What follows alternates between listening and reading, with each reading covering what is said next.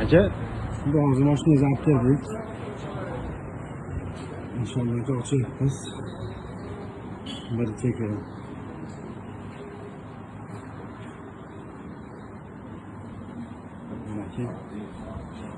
Xudo xohlasa aka, nima deydi? Ustama gapi bordi. Somonlilar qilib bo'lsa ham yondiramiz mashinangizni aka. Zapchast, ammo Turkiyada yo'q zapchast.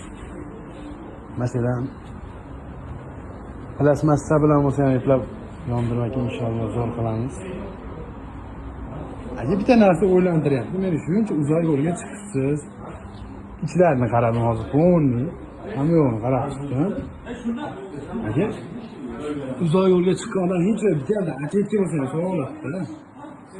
Nimaga sizlarda atletga bo'lsa ham yo'q-da aka? Qanaqa uzoq yo'lga chiqdinglar? Mana desam. Xudo xohlasa aka, planlaringizni tuzoring. Uzoq yo'lga yaraydigan qilib, chiroyli qilib motorini teramiz aka.